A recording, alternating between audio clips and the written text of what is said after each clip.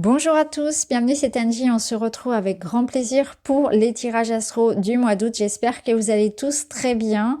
Alors, comme d'habitude, je vous invite à écouter votre signe solaire, votre ascendant et votre signe lunaire. Vous le savez, ça permet de compléter les informations. Vous pouvez également écouter pour votre partenaire amoureux. Je vous mettrai en barre d'informations le lien vers la guidance sentimentale. J'ai fait une guidance pour juillet-août réunis. Donc, c'est la guidance de l'été 2024. N'hésitez pas à les regarder si le côté cœur vous intéresse tout particulièrement. Et puis ce mois-ci, au mois d'août, il n'y aura pas d'extension de tirage. Je prends un petit peu de vacances. Voilà, je vous retrouverai donc pour les extensions en septembre. Je vous souhaite à tous une très belle écoute. Je vous embrasse, à très vite. Bonjour les Capricornes, bienvenue dans votre guidance. On va aller voir ensemble vos messages. Alors, vous avez premier message, la fin. Expérimenter la fin d'une chose permet de pouvoir connaître la naissance d'une autre. Il y a un chapitre qui se termine pour vous. C'est un nettoyage, ça peut être vraiment pendant ce mois d'août, vous allez prendre le temps de voir ce qui n'a plus lieu d'être dans votre vie. Ça peut être une décision, mais ça peut être aussi quelque chose que vous subissez, hein, comme une période de votre vie qui se termine. Il y a peut-être des liens voilà, où on s'éloigne. Il est question ici de digérer, en fait, d'être dans l'intégration d'un chapitre, d'en comprendre la leçon, l'expérience, d'en garder les bons souvenirs et d'avancer vers un nouveau chapitre de votre vie. Donc c'est aussi l'idée que si vous voulez accueillir quelque chose de nouveau, il faut laisser partir, il faut accepter de laisser partir une expérience, un chapitre. Autre message pour vous. Vous avez la tortue, lenteur, patience et frein. Oui, la tortue, elle avance tranquillement mais sûrement. Il est question de comprendre que quand on commence ce nouveau chapitre, parfois ça prend un petit peu plus de temps que prévu. Donc c'est une énergie qui vous invite à traverser ces événements avec beaucoup de prudence, de bienveillance aussi envers vous-même, peut-être de prendre un temps ici de réflexion et de pause avant d'entamer un nouveau chapitre. Profitez vraiment de ce mois d'août pour comprendre tout ce qui se passe, pour comprendre ce qu'on doit, le ménage en fait qu'il y a à faire. Je ressens vraiment cette notion de ménage à faire pour préparer la rentrée. C'est un petit peu un mois de transition entre deux phases de votre vie, un mois pour ralentir, un mois pour accueillir ce qui est, pour être bienveillant en fait, pour comprendre que chaque expérience que je peux vivre et que je peux rencontrer là, même si ça me paraît comme challengeant et compromettant par rapport à mes ambitions et à mes projets, eh bien c'est dans l'idée de se dire qu'il y a un temps pour tout. Et que si ça arrive, si ça se fait pas maintenant, c'est qu'il y a une raison. Ou que si un événement doit se passer, c'est qu'il y a aussi une raison d'être. C'est dans cette acceptation-là. Il y a l'idée de ne pas tomber dans les frustrations, dans une certaine forme d'impatience aussi, de prendre le temps de faire les choses, de prendre le temps de vivre. C'est l'éloge de la lenteur avec cette carte-là. Hein. Et nous avons un as de pentacle. Vous voyez, on a cette fin, on a ce renouveau. Donc clairement, ici, on dit ça va venir, ça vient, c'est en train. Si vous voulez, la tortue, elle est en train de vous dire ça vient, parce qu'elle va vers cet as de pentacle.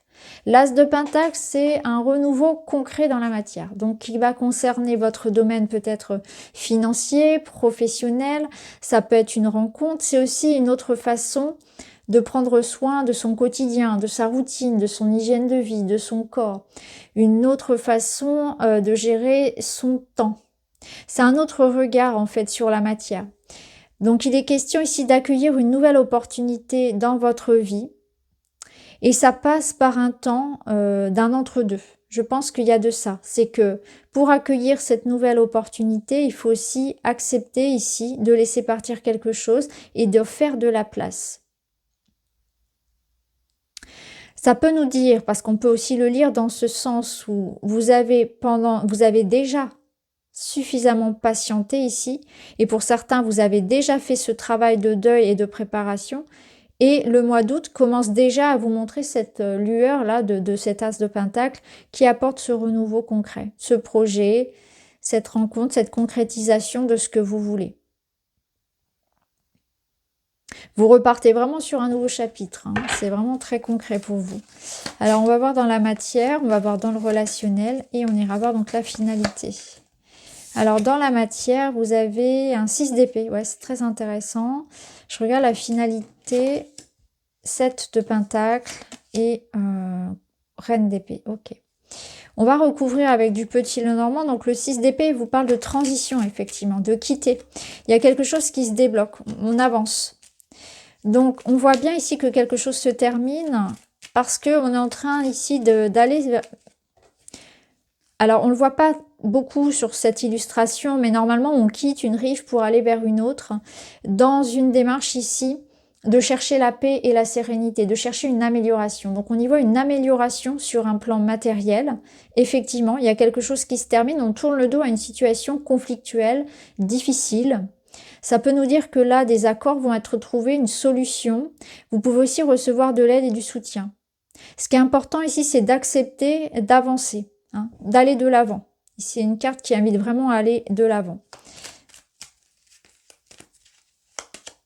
Alors, ici, on a le domaine du travail, des finances, voilà. Je pense que pour vous, il y a des accords qui sont trouvés au niveau financier, au niveau matériel.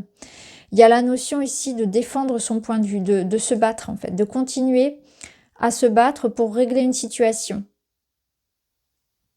d'imposer sa volonté, de reprendre les rênes d'une situation, d'être vraiment combatif pour obtenir ce que l'on souhaite, de sortir, d'avoir la force de s'extirper d'une situation dans laquelle on ressent comme un certain malaise. Ça peut être l'idée aussi d'avoir conscience que quelque chose se répète dans votre vie et d'avoir le courage d'affronter cette situation et de mettre un terme à quelque chose qui se répète et qui ne vous convient pas. Ce que je ressens aussi, c'est qu'on peut être dans un environnement où on subit une pression d'une personne qui peut avoir un certain pouvoir sur nous, une certaine emprise. Et on se libère de ça, on se libère de l'emprise d'une personne très caractérielle, très autoritaire, par exemple. Et donc, il y a peut-être aussi cette notion-là, hein, de régler une situation comme ça, hein, qu'elle soit professionnelle ou financière, ça peut être le cas. Il y a des arrangements, il y a des solutions qui sont trouvées, il y a de l'aide aussi qui est apportée et qui permettent d'avancer sur ce point-là. Donc, le financier, juridique, administratif, les études, le quotidien, les projets. Une belle progression. Au niveau relationnel, vous avez la reine d'épée. La reine d'épée, elle est dans une démarche de vérité, de clarté. Elle dit ce qu'elle pense. Alors, on va voir. Elle aide aussi à gérer tout ce qui va être la communication. Elle parle avec beaucoup de franchise. Elle vous aide aussi dans tout ce qui va être démarche administrative, juridique. C'est une personne qui a beaucoup de lucidité, d'objectivité, donc ça peut représenter une personne qui va bien vous conseiller sur votre vie sentimentale, mais ça peut vous représenter aussi dans le sens où vous aurez une grande clarté, une grande lucidité. Il y aura aussi des communications, il y a l'idée de vérité du cœur. Elle aide aussi à faire du tri et du ménage, dans sa vie personnelle. Donc là, elle dit ce qu'elle pense et si elle a décidé de faire quelque chose, elle le fait. Elle ne passe pas par 4 chemins. Quand elle a pris sa décision, elle coupe. Elle n'a pas peur, elle n'a pas de regret à couper des liens si elle considère qu'elle n'est pas respectée, par exemple, ou qu'on lui a menti, etc., que ça manque de sincérité. Alors là, on voit bien qu'il y a des communications qui permettent de faire évoluer une situation.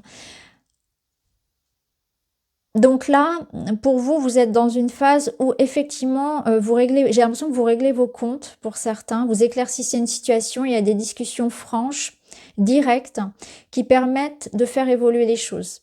Donc ça passe ou ça casse, ça va dépendre de votre situation, mais en tout cas, ça apporte la clarté, ça c'est sûr, et des décisions sont prises. Il y a des communications importantes.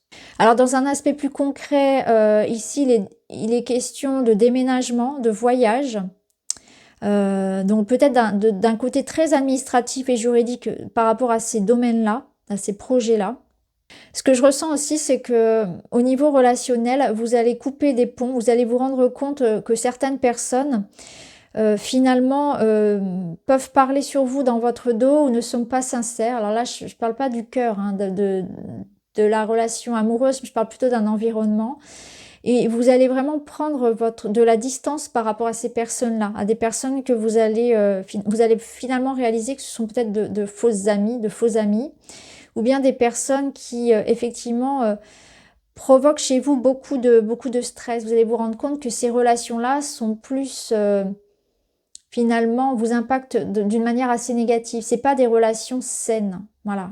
Il n'y a pas un lien très très sain avec cette personne. Ça manque de confiance, ça manque d'empathie, ça manque de reconnaissance, d'écoute, où on ne peut pas faire confiance, voyez. Et ça, la Reine d'épée, elle va vraiment vous aider à pouvoir y voir clair dans ces choses-là, d'avoir du discernement par rapport à certaines personnes fausses et à faire du tri. Et en tout cas, à vous éloigner de ça, à vous mettre à l'abri, à prendre conscience de à qui je peux faire confiance ou pas. Au niveau purement du couple, on est dans des échanges importants parce qu'on essaie vraiment de trouver des solutions pour avancer, où on discute sur des projets importants, mais vraiment on discute sérieusement. Il y a vraiment quelque chose d'important dans la communication qui permet de faire évoluer le couple et la relation. Mais c'est important vraiment d'exprimer ce qu'on a à dire, de dire vraiment les choses. On parle vraiment sincèrement. On dit vraiment ce qu'on veut pour le lien. Donc ça peut être très positif pour un couple quand vraiment on fait quelque part un point sur ce qui va pas dans la relation, sur ce qu'on a envie vraiment d'exprimer à l'autre.